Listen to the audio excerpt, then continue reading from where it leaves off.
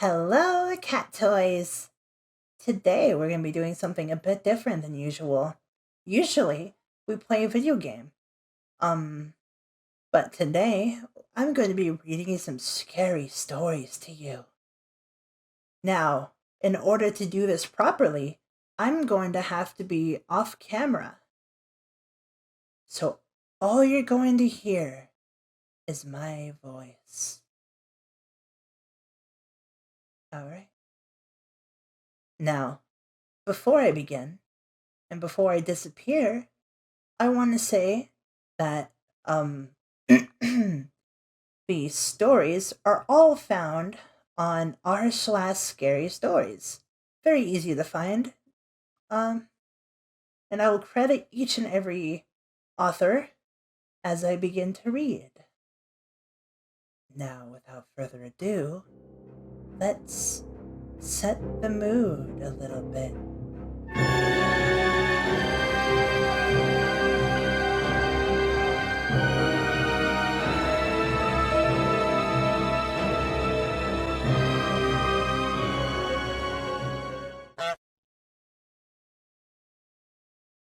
This story is titled The Pug in the Pit.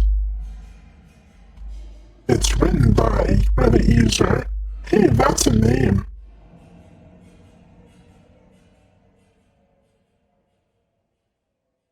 Within the recesses of the human mind, there lies a labyrinth, concealing our darkest fears and our most obscure memories.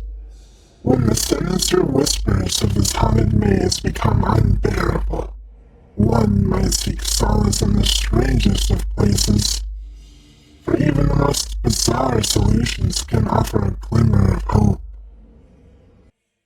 Enter Maxwell's morbid world, where reality and insanity are blurred, and a desperate man's search for answers may lead him to a chilling revelation.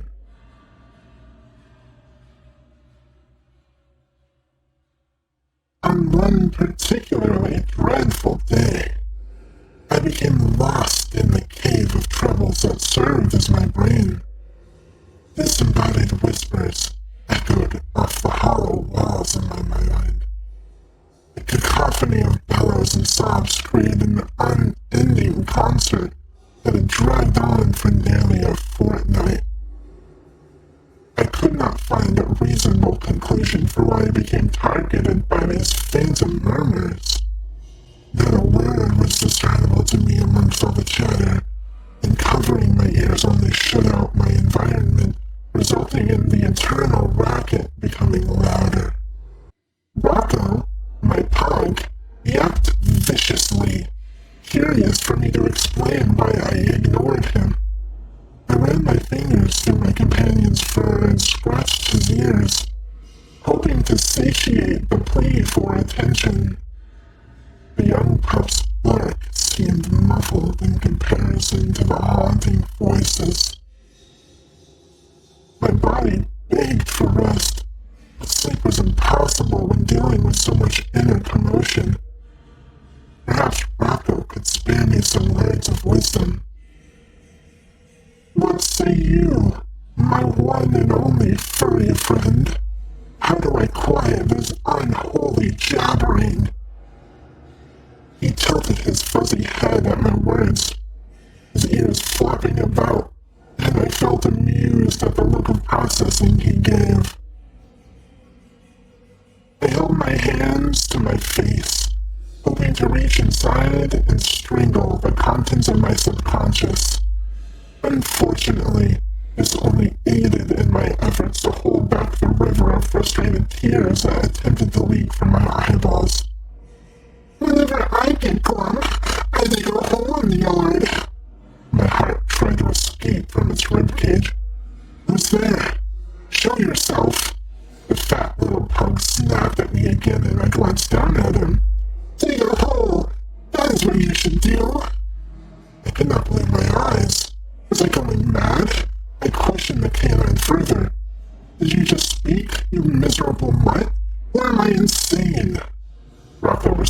cheerfully and without hesitation. When I ask myself those questions, I find the answer buried. Dig. You must dig and find out. At first I refused the dog's demands. No, no, I cannot tear my terrorists and scatter my gun to the wind. That is not what I said. Not at all. Not at all. I will show you where. I know a fresh, unsullied patch under the old weeping willow. You only need to dig there. Rocco persuaded.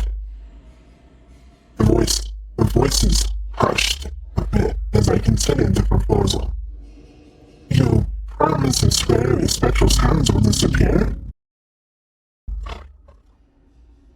The stubby, round dog led me to the backyard. Looking at the tree filled my stomach with an oddly familiar ache. Soft, loose soil surrounded its decomposing roots. My willow was crooked and wilted.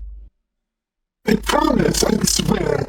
Oh, brother, my dear, grab the shovel and get to work. The noise in your noggin will be gone for good.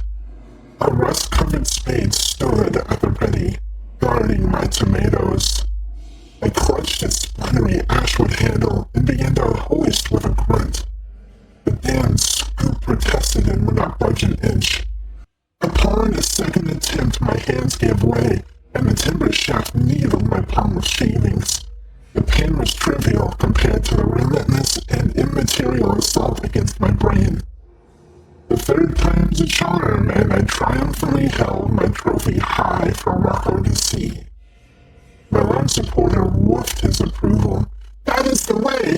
Now dig under this decrepit tree until those inner thoughts and demons have nothing left to say.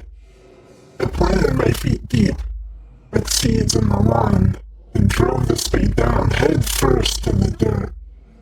My foot was a hammer to stomp it the rest of the way. Breathing deeply as possible, I brought up the first load of sod and heaved it over my shoulder. My arms felt like they might snap off, but I pushed through the uneasing feeling and remained motivated to cleanse my mind of the toxic voices. With every clump I collected, the castle of turf began to build to my side and allowed me to descend into the ground. I felt no remorse for the countless colonies of creatures disrupted by the excavation, not for a metropolis of mites or bird of beetles. At any cost would be worth the price if it would rid my head of the nightmarish vocal swelling inside. The aroma of bacteria and microorganisms playing in the air was surprisingly pleasant. Earthy scents mingled in my nostrils and stuck to the drops of sweat forming all over my body. Once in a while, the dirt would tickle my nose hairs and bring on a sneeze. Rocco, ever the proud cheerleader, would graciously bless me. After only a couple of hours, I was waist deep in the hole. The sun's rays made my skin crispy, and the wind blew through my dry canyons in my lips. Each of my fingers protested their abusive conditions to me, yet I forced their compliance. Silence ruled over my conscious self when I shoveled as speedily as possible. All mental deceptions were lost, isolated on an island of thoughts and unable to reach me. Starvation's sharp claw poked at my stomach, compelling howls and whimpers from it. These also fell upon deaf ears.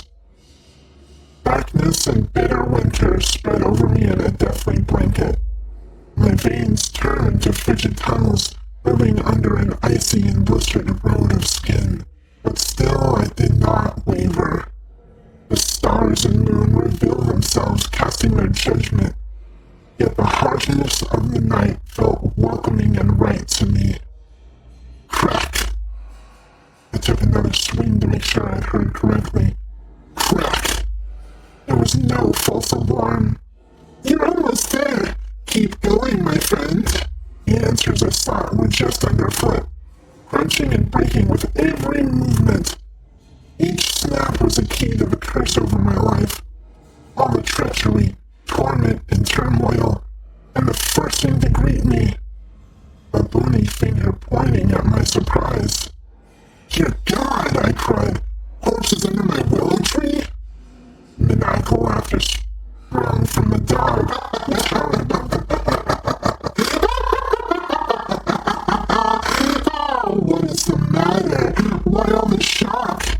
as the remains of a soul's re-stole, and you simply forgot.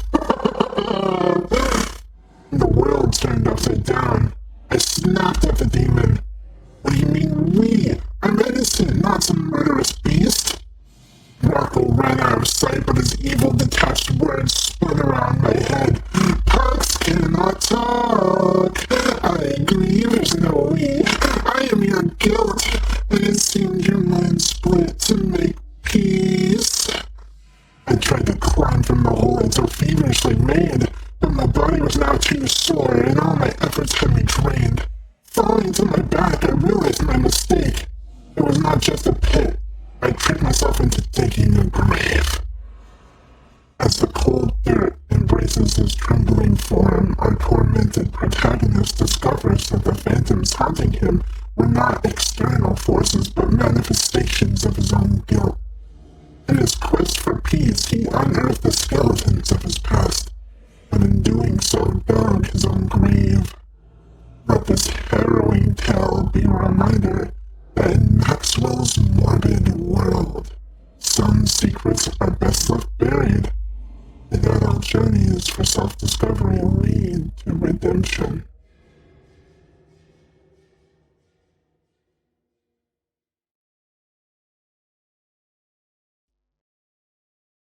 Flies and I by Insect Vomit. Now there's only flies for company. Undisrupted buzzing, red orbs his eyes, a green shimmering shell. Rosebud-friendly animals. They really are. The reason that they've got such a bad reputation is simply because they often find themselves in places where others do not dare, where others do not want to be. White bathroom tiles, brown or yellow here or there. Silhouettes of dead insects inside a brightly shining ceiling lamp, fooled by its cold light. Mold on the sink's wet walls. A used old band-aid stuck between the threshold and door. Flea-bitten underwear. Something yellow dripping from the toilet seat. An unsightly shower curtain with flowers in all imaginable colors except the appropriate. Something red. Lipstick? And the stench. Mold. Alcohol. A dead animal of some kind. Sewage. Urine. Think about all nouns there are. All these adjectives and synonyms. But none are the fault of flies. They are bystanders. Witnesses. Spectators. Innocent. They are attracted to misfortune, but misfortune is not attracted to them. Usually it's already there when they arrive. The water is murky with soap, shampoo, conditioner, pick and mix, purple, partly due to the blue lamp's reflection against the surface, partly due to dye. Lukewarm, close enough to room temperature that the barrier between air and water is indistinguishable. You're floating calmly in the bathtub, like a baby in a cradle, like an elder in a rocking chair. Back and forth, back and forth. Knees, chest, and head rise above the water like tiny islands in the sea. Remaining body parts are covered below the surface. Lines of dirt emerge along the walls of the tub. The rest form around your island's coastline. Small, perfect circles of filth and sweat. Really, blood and flies are quite similar. One is life, and the other makes life continue. Yet both are feared. They are associated with death, and subconsciously believed to be the cause of it. But where there's death, there too has to be life. That's just natural. That's just nature. Something that lives beyond, and something that brings company until the end. A little fly, with two orb-like eyes big as the body itself, lands on your nose. It rubs its small feet against each other and looks at you. It sees colors in your gaze which the eye of man can never experience. You both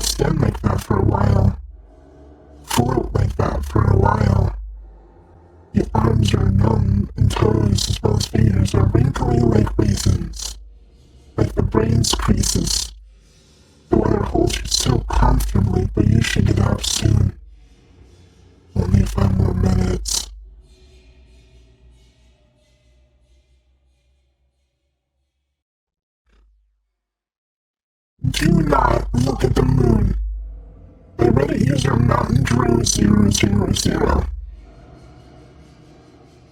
I woke up at 3 a.m. to an Amber Alert notification on my phone.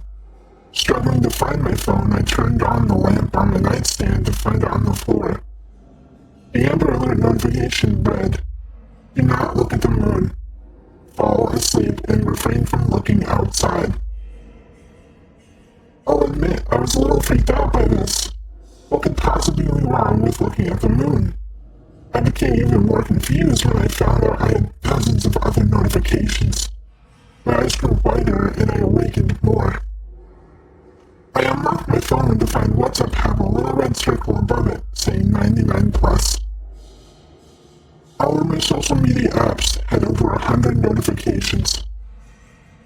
One of the notifications said, "Look at the moon. It's beautiful outside." Must have been someone who had gotten the notification and wanted to creep someone out. That's when I found out that the notification said the same thing. "Look at the moon. It's beautiful outside." I scrolled through all of my notifications and to my surprise, they all said the same thing. "Look at the moon. It's beautiful outside." I was freaked out. I wanted to look outside out of curiosity, but I was so creeped out I didn't. Maybe my phone was hacked. I decided to text my friend to see if he was in the same scenario I was in. However, when I opened up his DMs, all of the previous messages were gone, and there was only one thing on the screen. "Look at the moon. It's beautiful outside." I was bewildered. I had to be hacked, right? I texted him anyway. "Dude, what's going on? Did you get the Amber Alert notification too?" About a minute later, he texted back, "Look at the moon. It's beautiful outside." That made me feel less like my phone was hacked. The Amber Alert had told me to just fall out of sleep, and so I did. Well, I didn't, but I tried to. I felt haunted from those notifications. I just couldn't sleep. Finally, I got another notification. "It's the moon thing, isn't it?" I mumbled under my breath. When I opened my phone, I was surprised to see a notification from my other friend. Let's call him Dave. Dave texted me. It was him saying, "Hey dude, you up? I got a weird Amber Alert notification and thousands of people are texting me." My eyes grew and I quickly set up to text him back. "Yeah, are you getting the moon thing too?" I texted quickly. He responded, "Yeah, I haven't looked at the moon, have you?" I responded with, "No, I didn't want to. I'm curious though." He replied, "Don't look at it. I don't know what could happen, but it's certainly a bad thing." I decided to turn on my lights and close the curtains just in case. "You know I'm curious," I texted. "I feel like I have to." He kept saying, "Don't look at it, it could be bad." He knows I'm a curious guy. I'm also a risky person. He's also really non-serious. He's always dared me to do his risks and sees me as a daredevil, which is what I see myself as well. However, this time, he isn't doing that. That's how you know he's dead serious. What could possibly happen if I looked at it?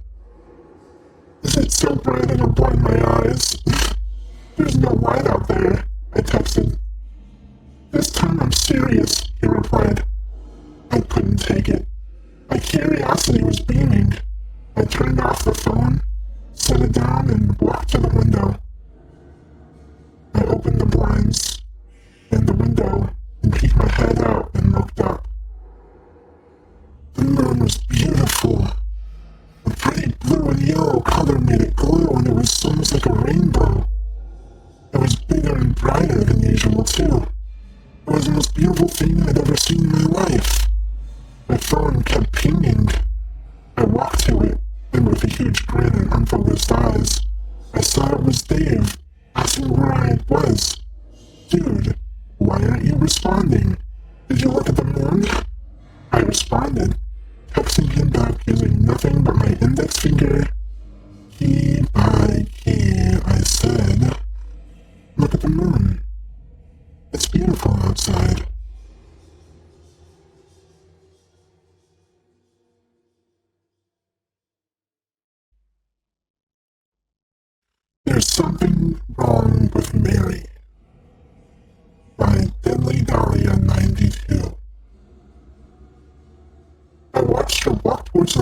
in shock and fear. Mary, don't. She slowly turned around and gave me a kind, reassuring smile. Don't worry, Jay. I'll call you tonight, Without waiting for a response, she turned back to the car. Why was I so worried? The reason sat behind the driver's seat of the truck with a Cheshire grin plastered on his face. Lucas had a reputation of not knowing the definition of the word no. Several women, and more secretly known a few guys, had whispered of trials and trauma at his hands. The fact that he had a police chief as a father made things no better. No one dared bat an eye. I went home and waited, and worried. Finally, a light knocking came on my apartment door. There stood Mary, smiling her signature smile. I immediately wrapped my arms around her, eyes beginning to tear up. Are we gonna stand out in the hall all evening? She giggled, rushing past me and heading inside. Following her inside, questions began spilling from my brain and out of my mouth. What the hell were you doing with that creep? Have you lost your mind? What could you two possibly have in common? Laughing again, she turned around and gave me a knowing look. Ew, I said, grimacing. I did not want the deeds on that. We spent the evening as we usually did when we had a surprise sleepover. Laughter, delivery, wine, then bed. However, I awakened in the wee hours of dawn to Mary silently slipping out of the front door. I paused for a beat. We don't have secrets. This woman knows everything about me, but do I really know everything about her? Especially since she's keeping rather unusual company these days. With not another thought, I slipped on my shoes and my hoodie and slipped out after her. I caught sight of her heading towards the park. I sped up silently, pressing every crunching leaf and snapping twig. She exited the edge of the park and headed into the woods behind it. There was definitely something shifty going on, and I was going to find out what it was. I followed Mary's semi-tangible shadow through the maze of trees and darkness until I could see a bonfire burning in a small clearing. When I got closer, I felt my stomach drop. Holding Mary up by her neck was Lucas. I began to run, but stopped dead in my tracks as Mary began to giggle uncontrollably. I didn't know how she could breathe, let alone laugh. Lucas tightened his grip, and his eyes were a mix of cruelty and confusion. This only seemed to make her laugh harder. I then realized her face began to change. Her soft, round features became sharper, more angular. Her eyes widened and slanted, becoming the color of the night sky. And her teeth became fang-like. Lucas, horrified, pushed her to the ground. Stifling a scream, I watched as she landed on all fours, her talon-like hands digging into the earth. Lucas, she hissed. Next thing I knew, she pounced on him like a cat. Lucas, how many lives do you plan to destroy these filthy, filthy hands? He was punching wildly at her, but it did nothing to deter her. Opening her jaw way wider than humanly possible, she caught one of his hands and promptly began chewing. Lucas' scream filled the air, causing me to flinch. Angrily, Mary grabbed a handful of earth and shoved it into his mouth to stifle the screams. Shut up, you know you like it. She purred. Isn't that what you said as we screamed? As we cried and as we bled. He was so sobbing, looking utterly defeated and bleeding out, no doubt. I stepped into the clearing and cleared my throat. Both their heads snapped towards me. Mary smiled slowly at me, while Lucas stared at me pleadingly.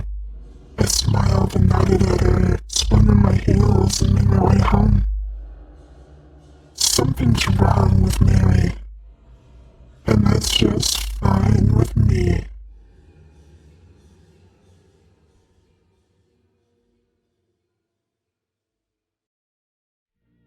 Alright, and those were some scary stories from Reddit. I hope you enjoy what I did today. I know it's different from the usual content, but I don't know, I wanted to do something different, and with the issues I had with Elden Ring on Sunday, I figured this would be the best time to do something new. Thank you all for clicking on the video and watching and listening as I read these stories to you. I hope you have a wonderful day, and see you later. Run, rabbit, run, run, run.